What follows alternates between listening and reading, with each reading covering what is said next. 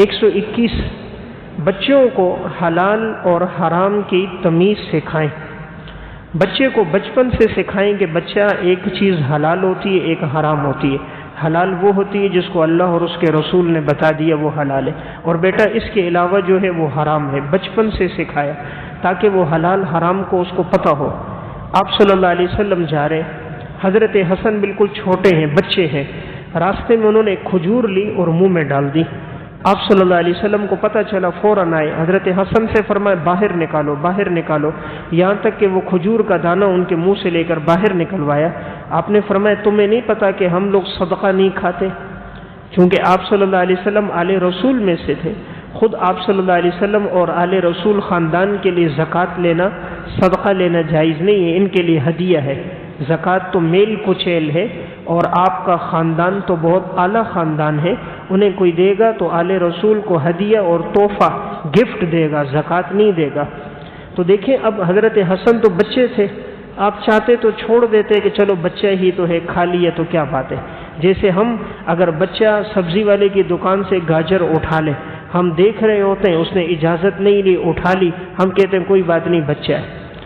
دکان پہ گیا، وہاں سے ٹافی اٹھا لی، ادھر سے بسکٹ اٹھا لیا، دوسری دکان پہ گیا، وہاں سے ایک چیز اٹھا لی، اب وہ تو خاموش ہو جاتا ہے دکاندار والد کی وجہ سے، اور والد خوش ہوتا ہے کہ دیکھو بیٹے نے آج اٹھایا، وہ اس کو فخر سمجھ رہا ہے، حالانکہ یہ عیب ہے، یہ عیب اور خامی ہے، اس نے آج یہ چھوٹی چوری کی ہے، آگے جا کر یہ بڑی بڑی چیزوں پہ ہاتھ ڈالے گا۔ تو بہرحال بچے کو بچپن سے حلال اور حرام کی تمیز سکھانی چاہیے۔ نمبر 122 بچوں کے خوف کو کم کریں اور ان کو حوصلہ دیں۔ بچوں کے خوف کو کم کریں اور انہیں حوصلہ دیں، اس کا مطلب یہ ہے بعض بچوں میں یا طبعی ڈر ہوتا ہے یا ماں باپ خود بعض چیزوں کا ڈر ڈال دیتے ہیں۔ جیسے ہمارے معاشرے میں ہم عموماً کہتے ہیں کہ کالی چڑیل آ گئی، کالا کتا آ گیا، فلاں چیز آ گئی، وہ تمہیں کھا جائے گی، تو بچے خوف زدہ رہتے ہیں، ڈرتے رہتے ہیں۔ اس طرح بچہ اندھیرے کمرے میں نہیں جا رہا، چھت کے اوپر نہیں جا رہا، تو ان کا خوف کم کرنے کا طریقہ یہ ہے ماں باپ ان کے ساتھ جائیں، بیٹا کوئی بات نہیں ہے، آؤ میرے ساتھ، ہاتھ پکڑ کر اوپر چھت پر لے کر جائے، لائٹ لگائیں، دیکھو کچھ بھی نہیں ہے، وہ کمرے سے ڈر رہا ہے، ہاتھ پکڑ کر کمرے میں لے کر آئیں، لائٹ لگائیں، بیٹا کچھ نہیں، وہ چارپائی کے نیچے دیکھنے سے ڈر رہا ہے، لائٹ لگا کر دکھائیں، بیٹا کچھ بھی نہیں ہے، اس سے بچے کا خوف کم ہوگا۔ ہم اس کا خوف بڑھا دیتے ہیں، وہ کہتا ہے کوئی چیز ہے، ہم بھی دو باتیں اور لگاتے ہیں، ہاں واقعی ہے، اندھیرا ہے اور اس میں فلاں فلاں چیزیں ہوتی ہیں، تو بچہ ابتدا سے بزدل ہو جاتا ہے، ڈرپوک ہو جاتا ہے، اس کے دل میں خوف مخلوق کہا جاتا ہے۔ چاہیے کہ اللہ کا ڈر پیدا کرنا چاہیے، مخلوق کا ڈر نہ پیدا کرے۔ خدا کا ڈر جب دل میں ہوگا، وہ اندھیرے کمرے میں ہوگا، ساری لائٹیں بند ہوں گی، لحاف کے نیچے ہوگا، پھر بھی اللہ کی نافرمانی نہیں کرے گا۔ اسے معلوم ہوگا کہ علیم بذات صدور، اللہ کی ذات مجھے دیکھ رہی، وہ بصیر اور خبیر میرے ہر عمل سے واقف ہے، اس لیے بہتر ہے مخلوق کا ڈر اس کے دل میں نہ ڈالے۔ 123 تربیت میں 4 چیزیں اثر انداز ہوتی ہیں۔ بچے کی تربیت میں 4 چیزوں کا اثر بہت زیادہ ہوتا ہے۔ نمبر 1 گھر کا اثر، بچہ سب سے زیادہ جو سیکھ رہا ہوتا ہے اپنے گھر سے سیکھتا ہے، اس لیے گھر کے اندر اگر ماحول اچھا ہوگا بچہ اچھا سیکھے گا۔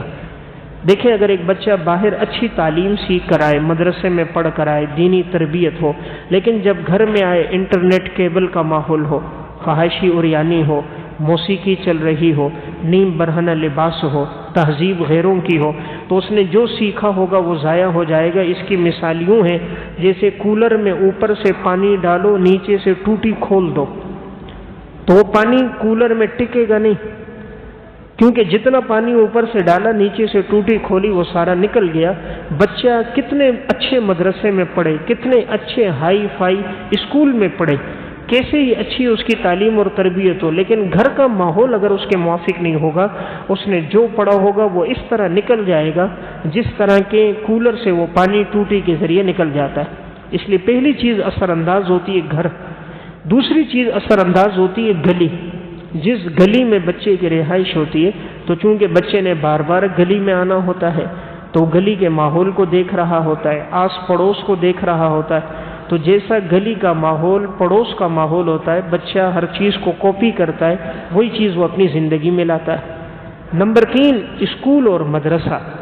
بچہ جس جگہ جاتا ہے اس کا اثر لیتا ہے، اس میں اسکول ہے، اب اسکول میں جیسا ماحول ہوتا ہے بچہ وہی ماحول سیکھ کر آتا ہے۔ اس لیے دیکھیں بچیاں گھر میں آتی ہیں دروازوں پہ لکھنا شروع کر دیتی ہیں، دیواروں پہ لکھنا شروع کر دیتی ہیں، جیسے ٹیچر لکھ رہی تھی وہ بھی ٹیچر بنی، جیسے اس نے ہاتھ میں اسٹک پکڑی ہے گھوم رہی ہے تو بچی بھی گھر میں اسی طرح گلے میں دوپٹہ ڈالا ہوا ہے اپنی استانی کی طرح استاد کی طرح گھومتے پھرتے نظر آتے ہیں۔ تو معلوم ہوا یہ اپنے مدرسے سے اپنے اسکول کے ماحول سے سیکھ رہے ہوتے ہیں۔ نمبر 4، اپنے معاشرے سے۔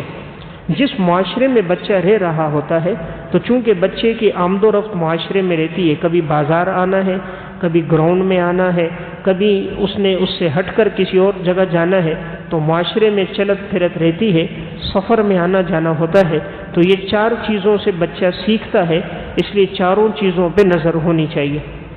نمبر 124، بچوں کو چھپ کر کام کرنے سے روکیں۔ جب کوئی بچہ کوئی کام چھپ کر کرے اس سے منع کرے کہ بیٹا یہ کام چھپ کر کیوں کر رہے ہو، کام ٹھیک ہے سب کے سامنے کرو۔ بچہ لکھ رہا ہے سب کے سامنے لکھے، پڑھ رہا ہے سب کے سامنے پڑھے۔ آخر وہ بچہ دروازہ بند کر کے کون سی پڑھائی کر رہا ہے؟ اب بچہ کہتے جی میں پڑھ رہا ہوں، مطالعہ کر رہا ہوں، دروازہ بند کرتا ہے۔ اس مطالعے کا وقت رات 12 بجے کے بعد شروع ہوتا ہے، لائٹیں بند ہوتی ہیں، تو یہ کون سا مطالعہ ہے جو دروازہ بند کرنے کے بعد شروع ہو رہا ہے؟ وہ مطالعہ نہیں ہوتا، وہ موبائل کا بھیجا لایانی اور منفی استعمال ہوتا ہے۔ اس لیے بچے کو اس چیز کا پابند کیا جائے کہ وہ کوئی بھی کام چھپ کر نہ کرے، اس نے جو کام کرنا ہے کھلے عام کرے، دروازہ کھول کر سوئے، دروازہ کھول کر اپنی پڑھائی کرے۔ تو جب یہ بات ہوگی، ماں باپ کی نگاہ ہوگی، تو بچہ کوئی کام غیر اخلاقی اور غیر شرعی آسانی سے نہیں کرے گا۔ نمبر 125، بچہ عشاء کے بعد بلا وجہ گھر سے باہر نہ جائے۔ بچوں کو پابند کریں عشاء کی نماز کے بعد کوئی بھی بچہ گھر سے باہر نہ جائے۔ جب یہ پابندی ہوگی تو بچہ وقت پہ سوئے گا، صبح وقت پہ اٹھے گا، فجر کی نماز کا عادی ہوگا۔ سب سے بڑھ کر اگلے دن کلاس میں اس کو نیند نہیں آئے گی۔ اب چونکہ بچے رات 2-2.5 گھنٹے باہر گھومے، پھر وہاں سے واپس آئے موبائل دیکھنے لگ گئے، اب رات 12-1 بجے ماں باپ سوتے ہیں تو بچہ بھی 1 بجے سوتا ہے، تو فجر کی نماز بھی جاتی ہے۔ پھر جب صبح زبردستی اٹھاتے ہیں ان کی نیند پوری نہیں ہوتی، اسکول میں جاتے ہیں تو سوئے ہوئے ہوتے ہیں۔ جب گھر میں ماں باپ کا ماحول ہوگا عشاء کے بعد سونا ہے، عشاء کی نماز پڑھ لی فوراً تھوڑی دیر کے بعد سو گئے، لائٹیں بند، موبائل بند، تو ماں باپ بھی فجر پڑھیں گے، بچہ بھی پڑھے گا۔ اگلے دن اس کی نیند پوری ہوگی، وہ ذہنی امراض کا شکار نہیں ہوگا۔ آج دیکھیں چھوٹے چھوٹے بچے ہیں ذہنی امراض کا شکار ہیں، ذہنی ٹینشنوں میں، ڈپریشن میں ہے، دماغ ان کے کمزور ہے، بڑے بڑے چشمے انہیں لگے ہیں، آنکھوں کی بینائی ان کی جا چکی ہے، بات کرو تو ان کو بات سمجھ نہیں آتی، چہروں کی رنگتیں ان کی تبدیل ہو گئی، مختلف امراض کے اندر وہ پڑ گئے۔ بنیادی وجہ کیا ہوئی؟ نیند پوری نہیں ہوئی۔ تو جب بچے کی نیند پوری ہوگی امراض سے محفوظ رہے گا۔ انسان بغیر کھائے پیے رہ سکتا ہے، بغیر نیند کیے رہنا مشکل ہے۔ بغیر نیند کیے رہنے سے انسان کا دماغ متاثر ہو جاتا ہے۔ کھائے پیے اس کا تعلق معدے کے ساتھ ہے، دماغ سے نہیں۔ اس لیے اگر ایک آدمی نے 1 وقت نہیں کھایا، 2 وقت نہیں کھایا، دماغ اپنا کام کر رہا ہے، لیکن جب سویا نہیں اپنے وقت پر، اب دماغ متاثر ہونا شروع ہو جاتا ہے، پھر انسان کی صلاحیتیں ختم ہوتی ہیں، مسدود ہو جاتی ہیں، اور بچپن سے اگر یہ مسدود ہو جائیں تو آہستہ آہستہ رک جاتی۔ تو بہرحال عشاء کے بعد بچوں کو باہر نہ جانے دیا جائے۔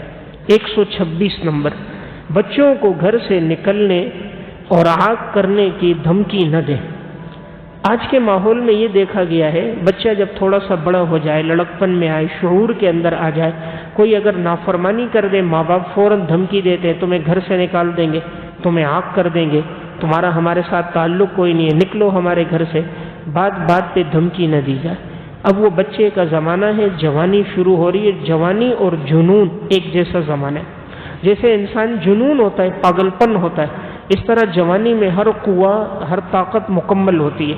عموماً غلط فیصلے آدمی جوانی میں کرتا ہے، اس کی وجہ یہ ہے کہ اس کی عقل کامل نہیں ہوتی، اس کو صحبت ابھی اچھے لوگوں کی ملی نہیں ہوتی، وہ جن کے ساتھ بیٹھتا ہے ان کی بھی عقل ناقص ہوتی ہے، تو اس لیے وہ ان کی سوچ پر فیصلے کر رہا ہوتا ہے۔ اس لیے بات بات پہ دھمکی نہ دی جائے، محبت سے سمجھایا جائے بیٹا ایسا کام نہ کرو، یہ بدنامی کا ذریعہ ہے، اور ان کو نیک لوگوں کی صحبت دی جائے، امید ہے انشاءاللہ اس کا فائدہ ہوگا۔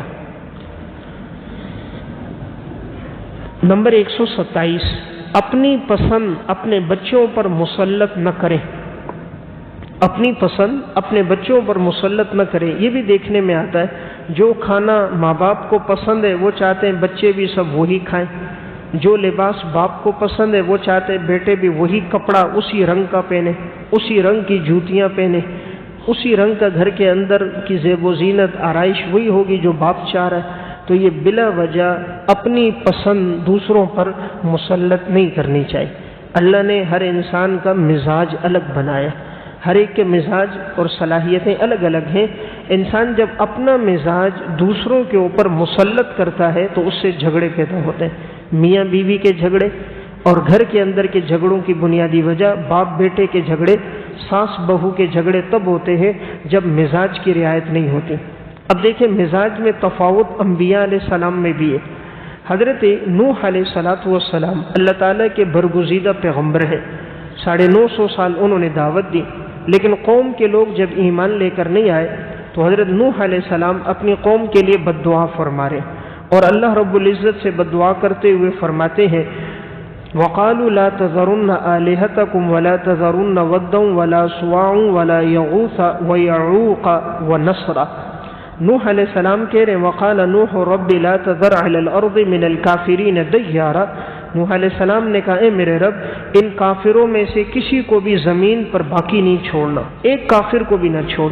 اِنَّكَ إِن تَذَرْهُمْ يُضِلُّوا عِبَادَكَ، اگر تو چھوڑے گا تو یہ تیرے بندوں کو گمراہ کرتے، وَلَا يَلِدُوا إِلَّا فَاجِرًا كَفَّارًا، اور ان سے جو پیدا ہوتے ہیں وہ بھی فاجر ہیں اور کافر ہیں۔ تو نوح علیہ السلام کا مزاج کیا تھا؟ یا اللہ ایک کافر کو بھی نہ چھوڑ، جتنے کافر ہیں سب کو مٹا دے، صفحہ ہستی سے کوئی باقی نہ رہے۔ حضرت موسیٰ علیہ السلام کا مزاج بھی یہی تھا، جب انہوں نے دعوت دی اور قوم کے لوگ ایمان نہیں لائے، موسیٰ علیہ السلام محنت کرتے رہے اور ان کی سرکشی اور کفر بڑھتا رہا۔ اب موسیٰ علیہ السلام نے ان پر فوراً بد دعا کی، اللہ تعالیٰ سے فرمایا کہ یا اللہ ان پر ایسا عذاب لے کر آ، ان کے مالوں کو بھی تباہ کر دے، ان کے دلوں کو بھی سخت کر دے۔ ربنا اطمس على اموالهم واشدد على قلوبهم فلا يؤمنوا حتى يروا العذاب الالم۔ اے اللہ ان کے مالوں کو مٹا دے، ان کے دلوں کو سخت کر دے تاکہ یہ ایمان لے کر نہ آئیں اور تیرا عذاب دیکھ لے۔ تو ایک طرف دیکھیں موسیٰ علیہ السلام نوح علیہ السلام کا مزاج، تو مزاج کا فرق ہے، دونوں کا مزاج میں سختی ہے، یا اللہ ایک کو بھی باقی نہ چھوڑ، سب کو عذاب دے۔ بہت دعوت دے دی ہم نے، یہ لوگ مانتے نہیں۔ دوسری طرف مزاج ہے عیسیٰ علیہ السلام کا۔ حضرت عیسیٰ علیہ السلام اللہ رب العزت سے دعا فرما رہے، اپنی قوم کو دعوت دیتے رہے، بڑی محنت کی، قوم میں سے چند لوگ ایمان لے کر آئے، باقی ایمان نہیں لائے۔ تو حضرت عیسیٰ علیہ السلام نے اللہ سے دعا کی ان تعذبہم فإنہم عبادک، اے اللہ اگر تو ان کو عذاب دیتا ہے تو یہ تیرے بندے ہیں، وَإِن تَغْفِرْ لَهُمْ فَإِنَّكَ أَنْتَ الْعَزِيزُ الْحَكِيمُ، اور اگر تو ان کو معاف کر دے تو تو غالب حکمتوں والا ہے، یعنی اللہ اگر تو معاف کر لے تیرے خزانے میں کمی کوئی نہیں، معاف فرما دے۔ ابراہیم علیہ السلام ہے، مزاج کی نرمی ہے، وہ دعا فرما رہے بتوں کے بارے میں بھی، اور اسی طرح یہ جو گمراہ کرنے والے سرکش تھے، ابراہیم علیہ السلام نے دعا کی رب انہن اضللن کثیرا من الناس، یا اللہ انہوں نے بہت سارے لوگوں کو گمراہ کر دیا، فمن تبعنی فانہ منی، جو میری پیروی کرے گا وہ مجھ سے ہوگا، ومن عصانی فانک غفور الرحیم، جو میری نافرمانی کرے یا اللہ تو بخشنے والا ہے، رحم کرنے والا ہے، تو بخش دے۔ یہ نہیں کہا جو میری نافرمانی کرے اس کو جہنم میں ڈال دے، یا اللہ جو میری نافرمانی کر رہا ہے تو غفور الرحیم ہے۔ اب دیکھیں دو انبیاء علیہ السلام کا مزاج الگ ہے، دو انبیاء علیہ السلام کا مزاج الگ ہے۔ صحابہ اکرام میں بھی مزاج کا فرق ہے۔ بدر کے قیدیوں کا مسئلہ آیا، آپ صلی اللہ علیہ وسلم صحابہ سے مشورہ لے رہے بدر کے قیدیوں کے بارے میں کیا رائے۔ حضرت ابو بکر صدیق رضی اللہ تعالیٰ عنہ سے رائے لی، انہوں نے فرمایا یا رسول اللہ فدیہ لے کر چھوڑ دیں، ان میں بعض آپ کے بھی رشتہ دار ہیں، بعض ہمارے بھی رشتہ دار ہیں، بہتر ہے فدیہ لے کے چھوڑ دیا جائے، امید ہے ان میں سے بہت سے لوگ بعد میں ایمان لے آئیں گے۔ آپ صلی اللہ علیہ وسلم کو حضرت ابو بکر صدیق کی رائے پسند آئی۔ حضرت عمر سے پوچھا، انہوں نے فرمایا یا رسول اللہ جو جس کا رشتہ دار ہے اس کو حوالے کرو، ہر آدمی اپنے رشتہ دار کو اپنے ہاتھوں سے قتل کرے۔ کیوں انہوں نے آپ کے خلاف تلوار اٹھائی؟ کیوں انہوں نے کفر کا ساتھ دیا؟ کسی کو مت چھوڑو، ہر کافر کو قتل کرو۔ تو دیکھیں حضرت عمر کا مزاج الگ ہے، ابو بکر صدیق کا مزاج الگ. آپ صلی اللہ علیہ وسلم چونکہ رحمت للعالمین تھے، آپ کو صدیق اکبر کی بات پسند آئی، آپ نے ان پر فیصلہ دے دیا اور فدیہ لے کر ان کو چھوڑ دیا. لیکن اللہ رب العزت کو جو بات پسند تھی وہ حضرت عمر رضی اللہ تعالیٰ عنہ کی رائے تھی کہ کافروں کو قتل کیا جائے تاکہ ان کا زور اور ان کی طاقت ٹوٹ جائے. اس موقع پر قرآن کی آیت نازل ہوئی، ما کان لنبی ان یکون لہ اسرى حتی یسخن فی الارض. نبی کے لیے اختیار نہیں ہے قیدیوں کے معاملے میں مگر یہ کہ وہ زمین پہ خوب خون خرابہ کریں، ان کو قتل کریں.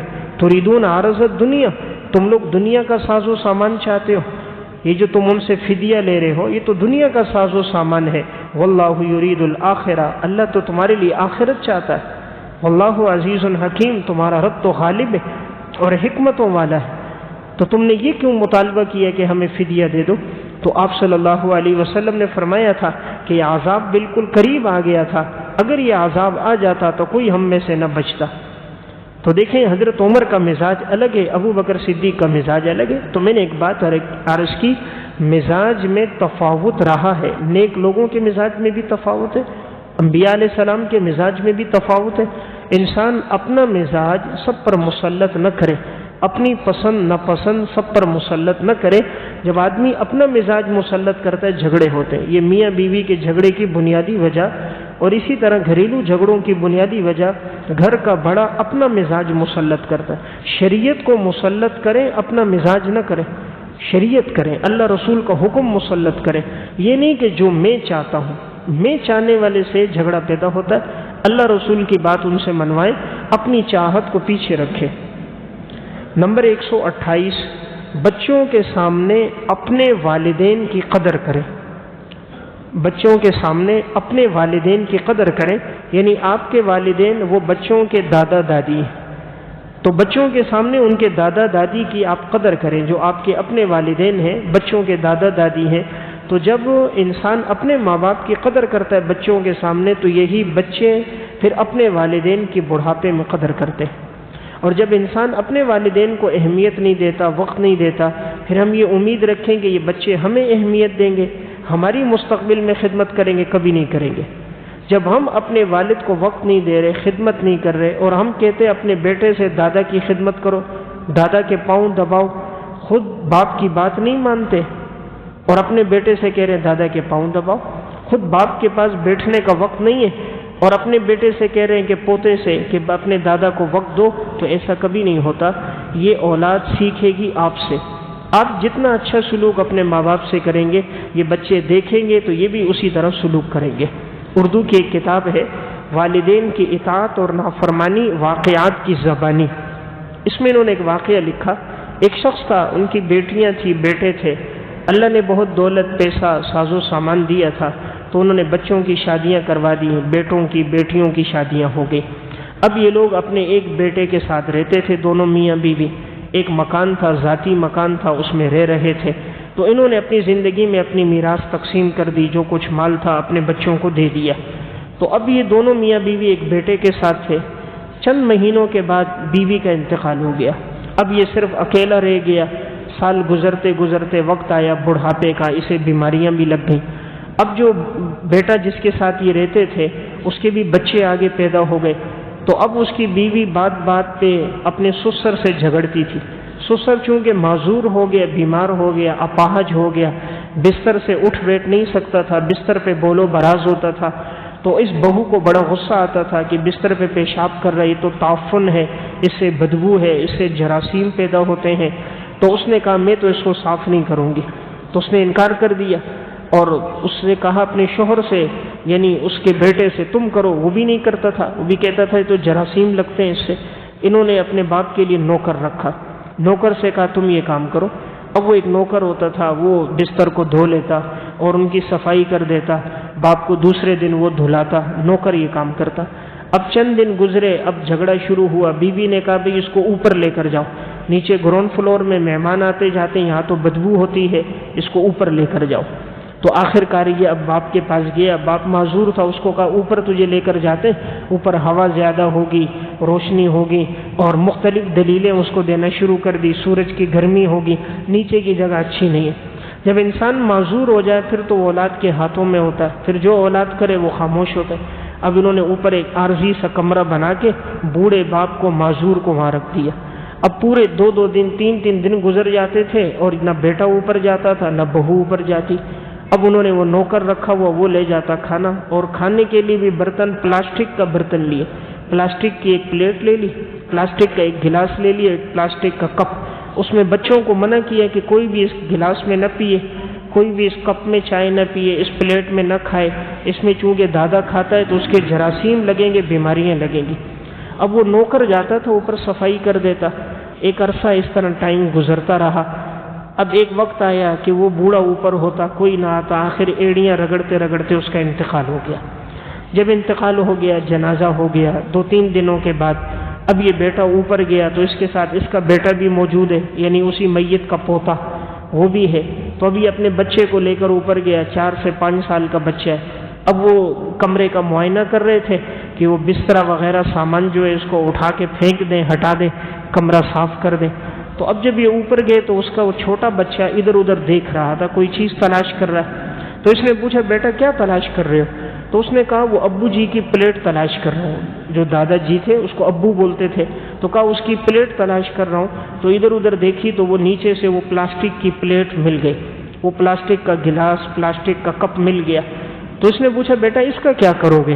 تو اس نے اس کو لیا، ایک شوپر میں ڈالا اس گلاس کو، اس پلیٹ کو، اور وہ چھوٹا بچہ کہنے لگا ابو جی جب آپ بھی دادا جی کی طرح بوڑھے ہو جائیں گے، بڈھے ہو جائیں گے، بیمار ہو جائیں گے، ہم بھی آپ کو اوپر کمرے میں رکھیں گے، اس پلیٹ میں روٹی دیں گے، اس گلاس میں پانی دیں گے، اور ابو جی آپ کو اس میں چائے دیں گے۔ تو جو پلاسٹک کے برتن میں یہ اپنے باپ کو کھانا دے رہا تھا، تو وہ 5 سال کا بچہ ابھی سے نیت کر رہا ہے ابو جی جب تو بوڑھا ہوگا اس پلاسٹک کے برتن میں تجھے بھی روٹی دیں گے۔ تو انسان جیسا کرتا ہے ویسا ہوتا ہے۔ اس لیے جب ہم اپنے ماں باپ کی عزت اپنی اولاد کے سامنے کریں گے تو ہماری اولاد بھی مستقبل میں ہماری عزت کرے گی۔ جب ہم اپنے والدین کو حیثیت نہیں دیں گے پھر کبھی ان سے تمنا نہ رکھو کہ یہ ہمیں حیثیت دیں گے۔ اس لیے میں نے بڑی اہم بات عرض کی ہے کہ بچوں کے سامنے والدین کی قدر کریں، جتنی قدر ہوگی تو بچے یہ سیکھتے رہیں گے۔ نمبر 129، نمازی کے آگے گزرنے سے روکیں۔ بچہ اگر مسجد آ جائے اس بچے کو آداب سکھانے چاہیے، بیٹا نمازی کے آگے سے نہیں گزرنا، اپنی جگہ پر بیٹھا رہے۔ بعض والدین بچوں کو لے آتے ہیں آداب نہیں سکھاتے، بچہ نماز کے دوران پوری صف میں آگے گھوم رہا ہوتا ہے، چیخ رہا ہوتا ہے، چلاتا ہے، نمازیوں کے سامنے سے گزرتا ہے۔ تو بعض لوگوں کا مزاج سخت ہوتا ہے، وہ مار بھی لیتے ہیں، برا بلا بھی کہہ دیتے ہیں۔ اس لیے جب آدمی بچے کو مسجد لائے تو آہستہ آہستہ رفتہ رفتہ آداب بھی سکھائے۔ نمبر 130، بچوں کی ہر ضد پوری نہ کریں۔ بچوں کی ہر ضد پوری نہ کریں، اس کا مطلب یہ ہے کہ بچہ ایک چیز چاہ رہا ہے، اگر وہ کام جائز ہے، نفع مند ہے، پورا کر لیا جائے، لیکن ہر بات، ہر خواہش پوری نہ کی جائے تو بچہ سمجھ جاتا ہے جس بات کو منوانا پڑے تو ضد کرو، تو ضد کرو تو ماں باپ کر دیتے ہیں، ماں باپ وہ چیز خرید کے دے دیتے ہیں۔ تو اس لیے بچے کی ہر ضد پوری نہ کریں، ورنہ بچے کا مزاج ایسا بنے گا وہ خلاف شرع کام بھی آپ سے کروائے گا، ناجائز کام بھی کروائے گا، ضدی بن کے اس پہ ڈٹ جائے گا، پھر کوئی چارہ کار نہیں ہوگا۔ اس لیے وہ کام اور وہ حاجت اس کی پوری کی جائے جس کی انسان کی اپنی وسعت اور گنجائش ہو۔ نمبر 131، بچوں کے سامنے ان کے اساتذہ کرام کو کبھی برا بھلا نہ کہیں۔ بچوں کے سامنے ان کے اساتذہ کرام کو کبھی برا بھلا نہ کہیں، یہ بڑی اہم بات ہے۔ جن کے بچے نہیں پڑھتے، چاہے وہ قرآن ہو، دین ہو، حدیث کا علم ہو، اس میں بہت بڑی وجہ یہ ہوتی ہے کہ وہ ماں باپ ان بچوں کے اساتذہ کی عزت نہیں کرتے۔ جو والدین بچوں کے استاذوں کی عزت کرتے اور بچوں کے سامنے ان استاذوں کا اچھے الفاظ میں تذکرہ کرتے ہیں، دعائیہ کلمات کہتے ہیں، تو بچے پڑھ لیتے ہیں۔ عموماً دیکھنے میں آیا ہے کہ اگر جو اپنے بچوں کے کہنے پر بچوں کے استادوں سے لڑنے کے لیے آ جاتے ہیں، لڑائی جھگڑا کرتے ہیں، گالم گلوچ کرتے ہیں، تو بچہ اس کو اب فخر سمجھتا ہے، دیکھو میں نے باپ کو کہا اور میرا باپ لڑنے کے لیے آیا، استاذی سے لڑا، ٹیچر سے آ کے لڑا۔ تو بچے کا مزاج بن جاتا ہے، وہ معمولی باتوں کو بہت بڑھا چڑھا کے پیش کرتا ہے۔ اور باپ آ کر اپنے بچے کا دفاع کرتا ہے، استاد کے دل سے بد دعا نکل جاتی ہیں اور وہ بچہ نہ دین کا رہتا ہے نہ دنیا کا رہتا ہے۔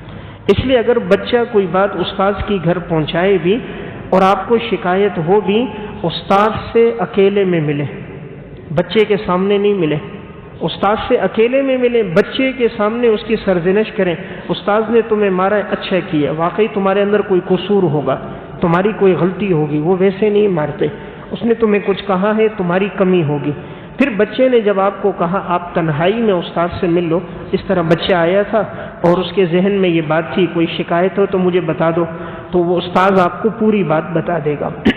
ہم لوگ تصویر کا ایک رخ دیکھ کر فیصلہ کر لیتے ہیں، ایک بات سن لیتے ہیں، دوسرے کی بات نہیں سنتے۔ حضرت داؤد علیہ السلام کا قول ہے، اگر تمہارے پاس کوئی آدمی آئے، اس کا ایک ہاتھ کٹا ہوا ہو اور وہ کہے فلاں نے کاٹا ہے، تم فیصلہ نہ کرنا جب تک دوسرے کی بات نہ سن لو، ممکن ہے اس نے اس کے دونوں ہاتھ کاٹے، یہ اس سے بڑا ظالم ہو۔ کسی کے آنسوؤں کو دیکھ کر فیصلہ نہیں کرنا چاہیے۔ یوسف علیہ السلام کے بھائیوں نے اپنے بھائی کو کنویں میں ڈالا تھا اور جب سب آئے تھے تو روتے ہوئے آئے تھے۔ قرآن کریم بیان کر رہے سورہ یوسف میں سارے بھائیوں نے مشورہ کیا کہ یوسف علیہ السلام کے ساتھ کیا کیا جائے، تو ایک نے کہا قتل کرو، ایک نے کہا کنویں میں ڈالو، آخر بات یہ آئی چلو قتل تو نہ کرو، کنویں میں ڈال دو۔ کنویں میں ڈالا اور اب انہوں نے جھوٹے طور پر قمیص پر خون لگا دیا، اور اپنے باپ حضرت یعقوب علیہ السلام کے پاس جب یہ لوگ آئے ہیں، قرآن کریم نے اس کا تذکرہ کیا ہے، وَجَاءُوا أَبَاهُمْ عِشَاءً يَبْكُونَ، یہ لوگ عشاء کے وقت آئے، سارے روتے ہوئے آئے، پھینکا بھی خود ہے، چال بھی خود چلی ہے اور رو بھی رہے ہیں۔ معلوم ہوا رونے والا مظلوم نہیں ہوتا۔ حضرت حسین کو شہید کرنے والے کوفہ کے لوگ ہیں، آج تک رو رہے ہیں، سینہ پیٹ رہے ہیں، مارا جنہوں نے وہی رو بھی رہے ہیں۔ عموماً یہی ہوتا ہے، قاتل مار لیتا ہے، پھر مگرمچھ کے آنسو بھی بہا رہا ہوتا ہے۔ قالوا یا ابانا انا ذهبنا نستبق وترکنا یوسف، اے ہمارے ابو جان، ہم نے تو یوسف علیہ السلام کو ساتھ لے کر گئے اور ہم مقابلہ کر رہے تھے دوڑ کا، ہم نے یوسف کو سامان کے پاس چھوڑا، فاکلہ الذئب، بھیڑیے نے آ کر یوسف کو کھا لیا۔ وما انت بمؤمن لنا ولو كنا صادقین، آپ ہماری بات کی تصدیق نہیں کریں گے اگرچہ ہم سچے ہیں، جھوٹے اور اپنے آپ کو کہہ رہے ہیں سچے۔ تو اس لیے میں نے ایک بات یہ عرض کر دی، بچوں کے سامنے ان کے اساتذہ کو برا بلا نہ کہو، چاہے بچہ روتا ہوا گھر آئے، روتا ہوا آئے، تسلی دے دو، استاد سے اکیلے میں مل لو۔ بہت سے ساتھی ہم نے دیکھے جنہوں نے بچوں کے استادوں کو برا بلا کہا، لان تان کی، ہاتھ اٹھایا، تان تشنی کا نشانہ بنایا، بے عزتی کی، ان کے بچے نہیں پڑھ سکے، یا پڑھتے پڑھتے چھوڑ دیا، یا مکمل نہ کر سکے، یا ادھورا پڑا، پھر وہی بچے نافرمان اور بد اخلاق ہوئے، ان اساتذہ کے دل سے بد دعا نکلی، نہ وہ دین کے رہے نہ وہ دنیا کے رہے۔ اس لیے بہرحال استاد جو بھی ہو اس کی عزت کرنی چاہیے، بچوں کے دلوں میں بھی محبت، استادوں کا ادب سکھانا چاہیے۔ سلف میں اتنی محبت تھی، امام ابو حنیفہ رحمہ اللہ درس دے رہے، درس کے دوران اپنا پاؤں سیدھا نہیں کرتے، حالانکہ پاؤں تھک گئے تھے، کسی نے کہا حضرت سیدھا کر دو، فرمایا میرے استاذ کا گھر ہے سامنے، کہیں بے ادبی میں نہ آئے۔ حالانکہ امام صاحب اور ان کے استاذ امام حماد کے درمیان 7 گلیوں کا فاصلہ تھا، 7 گلیوں کا فاصلہ ہے، شاگرد پاؤں سیدھے نہیں کرتا بے ادبی میں نہ آ جائے۔ اور آج کا شاگرد ایسا ہے، پہلے میں ایک جگہ جمعہ پڑھاتا تھا تو پہلی صف میں ایک نوجوان ٹیچر ہوتا تھا، تو ایک دفعہ ملا تو سر پہ پٹی باندھی ہوئی تھی، تو بعد میں جمعے کے بعد میں نے پوچھا کیا ہوا، کوئی ایکسیڈنٹ ہوا ہے، لگی ہے؟ تو کہنے لگا حضرت جس جگہ اسکول پڑھاتا تھا تو ایک بچے کو 2 ڈنڈے مارے، تو جب میں باہر نکلا تو اس نے غلیل میں پتھر لیا ہوا تھا اور یہ پتھر ادھر لگا ہے تو 2 ٹانکے آئے۔ یہ ہے آج کا شاگرد جو استاد کو پتھر سے مار رہا ہے، پھر استاد کے دل سے دعا نکلے گی؟ یہ وقت کا شیخ عبد القادر جیلانی یا یہ امام ابو حنیفہ اور امام بخاری بنے گا؟ یہ ڈاکو اور لوٹیرا اور قاتل تو بنے گا؟ استاد کے دل سے کبھی اس کے لیے دعائیں نہیں ہوں گی۔ تو بہرحال میں نے ایک ادب یہ عرض کر دیا، اگر بچہ استاد کی شکایت کرے تو ماں باپ اس کی طرفداری نہ کریں۔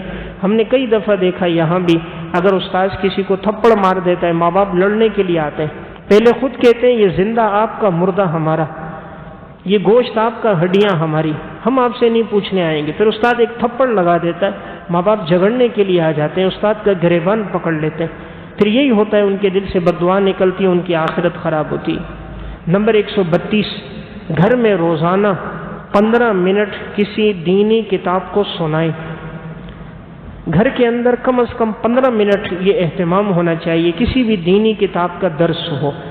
15 منٹ عشاء کی نماز کے بعد سب بیٹھ جائیں۔ بہتر ہے واقعات کی کوئی کتاب ہو، واقعات بچے بھی دلچسپی سے سنتے ہیں، عورتیں بھی دلچسپی سے سنتی ہیں۔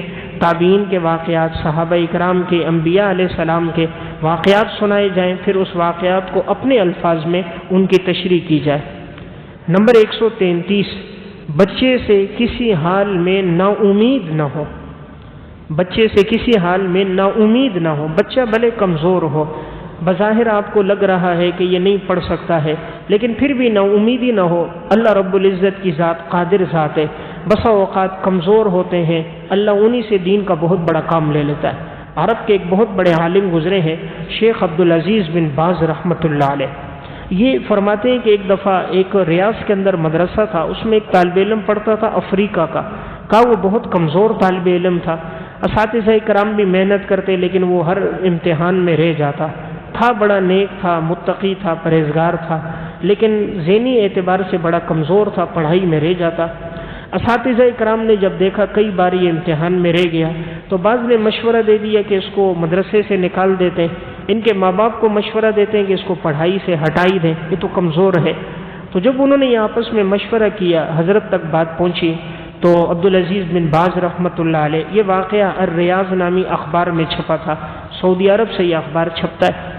حضرت کو پتہ چلا، انہوں نے کہا بچے کو نہ نکالو، بچے کو پڑھنے دو، بس جس طرح چل رہا ہے درس نظامی کی تعلیم یہ مکمل کر دے، اللہ اسے دین کا کام لے گا، ہے نیک ہے، متقی ہے، اللہ کے ہاں تقوی کا اعتبار ہے، استعداد کا اعتبار نہیں۔ تو بہرحال یہ بچہ یوں کرتے کرتے درس نظامی اس نے پڑھ لی۔ حضرت فرماتے ایک عرصے دراز کے بعد میرا افریقہ کا سفر تھا، تو میں جب وہاں پہنچا، مختلف جگہ بیان ہوئے، تو مجھ سے بعض لوگ ٹائم لینے کے لیے آئے کہ بھئی فلاں جگہ آپ نے ضرور جانا ہے، اور ایک عالم ہے، انہوں نے افریقہ میں بہت دین کا بڑا کام کیا، بڑے مدارس بنائے، بڑی مساجد بنائی، سینکڑوں لوگ ہدایت پر آ گئے، اور وہ آپ سے وقت لے رہے ہیں، آپ ان کے پاس ضرور جائیں۔ مولانا عبدالعزیز بن باز رحمۃ اللہ علیہ کہتے میرے دل میں بات آئی، چلو میں اس سے بھی مل لیتا ہوں۔ حضرت فرماتے ہیں کہ میں نے کہا ٹھیک ہے میں آؤں گا، تو انہوں نے بہت بڑا وہاں پروگرام رکھا۔ جب میں وہاں گیا، میرا بیان ہوا، تو وہاں جو مسجد کے امام تھے جس نے پورے علاقے کی فضا بدل دی تھی، وہ جب مجھے سامنے ملنے کے لیے آئے تو رو رہے تھے۔ تو انہوں نے کہا میں آپ کا شاگرد ہوں، آپ سے پڑھا ہوں، اور آپ کی دعاؤں کی وجہ سے اللہ نے مجھ سے اتنا کام لیا۔ فرمایا میں نہ پہچان سکا کہ تم کون ہو۔ کہا میں وہی طالب علم ہوں کہ بعض اساتذہ نے بھی رائے دی تھی کہ ان کو نکال دو، مشورہ بھی ہوا کہ یہ پڑھ نہیں سکتا، کمزور ہے اور غبی طالب علم ہے، لیکن آپ نے کہا نہیں اس کو پڑھنے دو۔ تو کہا آپ کی دعائیں تھیں، آج اللہ نے مجھ سے اتنا بڑا کام لیا، ذہانت بھی اللہ نے اس کو دے دی، دین کا اتنا بڑا کام کہ افریقہ میں 20 مساجد کی اس نے بنیاد ڈالی، سینکڑوں لوگوں کو اللہ نے اس کے ذریعے ہدایت دے دی۔ اس لیے نا امید نہیں ہونا چاہیے بچے سے، بچہ کمزور بھی ہو، اللہ کے ہاں تو کمی نہیں ہے، دعا کرتے رہو۔ اللہ تعالیٰ ذہن کو نہیں دیکھتا، تقوی کو دیکھتا ہے۔ ان اکرمکم عند اللہ اتقاکم، ہو سکتا ہے اس کی نیکی اللہ کے ہاں قبول ہو جائے اور وہ لوگوں کے لیے مشعل راہ بن جائے۔ نمبر 134، اولاد کے درمیان برابری کریں۔ اولاد کے درمیان برابری کریں، اس کا مطلب ہے انصاف ہونا چاہیے، ایک کو دوسرے پر انسان ترجیح نہ دے۔ اولاد کیوں باغی بنتی ہے؟ بغاوت اس لیے ہوتی ہے کہ بعض والدین ایک بیٹے کو ترجیح دیتے، دوسروں کو نہیں دیتے، اور اس کو دیتے ہیں جو پیسے کما کے لاتا ہے۔ جو زیادہ قائد اعظم کے نوٹ دے دے، اس کی غلط باتیں بھی ٹھیک ہیں، وہ الٹا بھی کہے تو سیدھا ہے، کیونکہ وہ کما رہا ہے۔ اور جو بچہ نیک ہے، متقی ہے، پڑھ رہا ہے، وہ ٹھیک بھی کہے تو وہ غلط ہے۔ جو دولت دے رہے، 2 پیسے دے رہے، اٹھ کر اس کا استقبال کریں گے، اور جو پڑھ رہا ہے وہ آ بھی جائے تو منہ پھیر دیں گے، تو صرف کھا رہا ہے۔ ایسا نہیں ہونا چاہیے، اولاد میں عدل ہونا چاہیے۔ بعض کو اللہ نے کمانے کے لیے پیدا کیا، بعض کو اللہ نے تعلیم کے لیے پیدا کیا، جو آپ کی نیک نامی کا ذریعہ اور صدقہ جاریہ بنیں گے۔ اسی لیے شریعت کا حکم ہے اولاد کے درمیان عدل ہو۔ نمبر 135، بچوں کے لیے گھر میں لائبریری بنائیں۔ گھر میں لائبریری بنائیں، اس کا مطلب انسان جو بھی کوئی اچھی کتاب ملے، آسان فہم، بڑے بڑے علماء کی کتابیں جن میں صحابہ کے سلف کے واقعات، دینی رہنمائی ہو، ایسی کتابیں خرید کر گھر لائیں۔ جب گھر میں موجود ہوگی تو بچے پڑھتے رہیں گے۔ جب ہمارے گھر میں موبائل ہوتا ہے، کیبل ہوتا ہے، نیٹ ہوتا ہے، بڑی بڑی اسکرینیں ہوتی ہیں، بچے وہی دیکھتے ہیں۔ جب گھر کے اندر کتابیں ہوں گی تو بچے کتاب پڑھیں گے۔ جو ماحول بچے کو دیں گے بچہ اسی میں آگے بڑھے گا۔ تو اس لیے گھر میں کتابوں کا، دین کا ماحول ہو۔ یہ میں نے 135 اصول عرض کر دی۔ 136 نمبر پر اصول یہ ہے، بچوں کو سلام میں پہل کرنا سکھائیں۔ بچوں کو سلام میں پہل کرنا سکھائیں، یعنی آداب میں سے یہ ہے کہ انسان اپنی اولاد کو یہ تربیت دے کہ بیٹا جس سے بھی ملاقات ہو آپ نے سلام میں پہل کرنی ہے، سلام آپ کی طرف سے پہلے ہو۔ حدیث میں آتا ہے رسول اللہ صلی اللہ علیہ وسلم نے فرمایا، البادئ بالسلام بریء من الکبر، سلام میں جو آدمی پہل کرتا ہے وہ تکبر سے محفوظ ہوتا ہے۔ شریعت نے ہمیں حکم دیا، افشوا السلام، تم سلام کو رواج دو، چاہے تم جانتے ہو نہیں جانتے ہو ہر ایک کو سلام کرو۔ تو بچے کو یہ بتانا چاہیے بیٹا جس سے ملاقات ہو تم سلام میں پہل کرو۔ 3 چیزیں ایسی ہیں جس سے دوسرے کے دل میں محبت پیدا ہوتی ہے۔ نمبر 1 سلام میں پہل کرنے سے، نمبر 2 مخاطب کو اچھے نام سے پکارنے سے، نمبر 3 مجلس میں اس کے آنے پر اس کے لیے جگہ کشادہ کرنے پر۔ یہ 3 چیزیں ایسی ہیں جس سے دوسرے کے دل میں اللہ محبت پیدا کرتا ہے۔ سلام میں پہل کرنا، دوسرے کو اچھے نام سے پکارنا، اور مجلس میں آنے پر اس کے لیے جگہ کشادہ کر دینا۔ تو سلام میں تو ویسے بھی نیکیاں ہیں۔ جب آپ کا بچہ کسی کو سلام کرے گا، السلام علیکم ورحمۃ اللہ وبرکاتہ، تو اس کا معنی ہے کہ اللہ کی طرف سے تم پر سلامتی ہو، رحمتیں ہوں، برکتیں ہوں۔ اب جو جواب دینے والا جواب دے گا، اگر وہ نیک صالح متقی انسان ہے، وہ جواب دے گا وعلیکم السلام ورحمۃ اللہ وبرکاتہ، تم پر اللہ کی طرف سے سلامتی ہو، رحمتیں ہوں، برکتیں نازل ہوں۔ تو اگر وہ نیک ہوگا، مستجاب الدعوات ہوگا، آپ کے بچے کے حق میں اس کی دعا قبول ہوگی، تو اس پر اللہ کی خصوصی رحمتیں، برکتیں نازل ہوگی۔ نمبر 137 مجلس میں کسی کی بات نہ کاٹیں۔ اپنے بچے کو یہ اصول سکھانا چاہیے، بیٹا اگر کسی مجلس میں بیٹھو تو دوسروں کی بات نہ کاٹو۔ یعنی مجلس میں اگر کوئی بڑا، کوئی بزرگ بات کر رہا ہے، جب تک اس کی بات مکمل نہ ہو تم نے بات نہیں کرنی۔ آج کل دیکھنے میں آتا ہے بڑوں کی مجلس ہوتی ہے، بچے آ جاتے ہیں اور مجلس کے دوران کوئی بزرگ کوئی بڑا بات کر رہا ہوتا ہے، بچہ اس کو ٹوک رہا ہوتا ہے، اس کی بات کو کاٹ رہا ہوتا ہے، بات کے درمیان اپنی بات شروع کر دیتا ہے، جس سے دوسروں کے دل میں محبت کم ہو جاتی ہے۔ تو یہ آداب میں سے ہے، جب تک پہلے کی بات مکمل نہ ہو انسان اپنی بات کا آغاز نہ کرے۔ نمبر 138 بغیر بلائے کسی دعوت میں بچوں کو لے کر نہ جائیں۔ ایک اصول یہ ہے کہ اگر کسی دعوت میں آپ کے بچوں کو دعوت نہیں دی گئی تو اپنے ساتھ اپنے بچوں کو دعوت میں مت لے کر جائیں۔ آج کل دیکھنے میں آتا ہے دعوت ہوتی ہے والد کو، دعوت ہوتی ہے بھائی کو، تو بھائی اپنے ساتھ اپنے بچوں کو، بھتیجوں کو لے کے جا رہا ہے۔ دعوت ہوتی ہے والد کو، اپنے بیٹوں کو لے کے جا رہا ہے۔ دعوت ہوتی ہے دادا کو، وہ پوتوں کو ساتھ لے کر جا رہا ہے، نواسوں کو لے کر جا رہا ہے۔ شریعت نے اس سے روکا ہے، جس کو دعوت دی گئی ہے صرف اسے ہی جانا چاہیے۔ تو ہمارے ہاں ایک معاشرہ اور رواج یہ بن گیا کہ ہم اپنے ساتھ اپنے بچوں کو ہر جگہ لے کر جاتے ہیں، اس سے دوسرے کے دل میں محبت کم ہوتی ہے۔ میں نے دعوت ایک کی دی اور یہ 4 افراد آئے۔ بعض جگہ تو انسان کہتا ہے جی یہ میرا ڈرائیور ہے، یہ میرا محافظ ہے، یہ میرا بیٹا ہے، یہ میرا سیکریٹری ہے، یہ میرا دوست ہے۔ دعوت ایک کی تھی اور وہ 6 افراد کو مختلف نسبتوں کے ساتھ، مختلف ناموں کے ساتھ لے کر گیا، جو جانے والے کے اوپر بوجھ بن گیا۔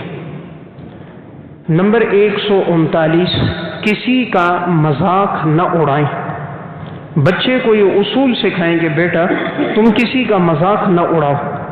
آج کل دیکھنے میں آتا ہے کہ ہمارا بچہ اگر کسی بزرگ کا مذاق اڑائے، اس کی نقل اتارے، ماں باپ خوش ہوتے ہیں، اور ماں باپ خود کہتے ہیں مجلس کے اندر ذرا بتاؤ تو صحیح فلاں چلتا کیسے ہے، فلاں بات کیسے کرتا ہے، فلاں کا کھانے کا کیا طریقہ ہے، تو ہم لوگ اس پہ خوش ہوتے ہیں، بچے نقل اتار رہے ہوتے ہیں، ماں باپ مسکرا رہے ہوتے ہیں، تو یہ بری عادت وہ سیکھ لیتے ہیں، پھر زندگی بھر ان کی زندگی میں ہوتی ہے، وہ کہیں سے گزرتے ہیں تو بزرگوں کی نقل اتارتے ہیں۔ تو والدین کو چاہیے کہ اگر کوئی بچہ کسی بزرگ کی نقل اتارے تو اس کو ڈانٹیں، تنبیہ کریں کہ بیٹا یہ بزرگ ہیں، ان سے دعائیں لی جاتی ہیں، ان کی نقل نہیں اتاری جاتی، اگر انہوں نے بد دعا دے دی اور وہ آپ کے حق میں لگ گئی تو آپ کی دنیا اور آخرت برباد ہو جائے گی۔ نمبر 140، ہر ایک سے مسکرا کر ملے، ہر ایک سے مسکرا کر ملیں۔ اولاد کو یہ اصول بتانا چاہیے، بیٹا جس سے ملاقات ہو خندہ پیشانی سے ملو۔ آج جیسے ہم خود غرض ہو گئے، ہماری اولادیں بھی خود غرض ہو گئیں۔ جس سے مقصد ہوتا ہے اس سے صحیح بات کریں گے، اچھے لہجے میں کریں گے، خندہ پیشانی سے کریں گے۔ جس سے کوئی دنیاوی نفع نہیں ہوگا اس سے یا تو بات نہیں کریں گے، بات کریں گے تو چین بجے بھی ہوں گے، انسان کے چہرے پر پریشانی اور تکلیف اور غصے کے آثار ہوں گے، تو یہ نہیں ہونا چاہیے۔ مسلمان کی علامت ہے جس سے ملاقات کرے خندہ پیشانی سے ملے، مسکراتے ہوئے ملے۔ تو بچے کو ادب سکھانا چاہیے، بیٹا جس سے ملاقات ہو سلام میں پہل کرو، مسکراتے ہوئے ملو، اس سے مخاطب کے دل میں محبت پہ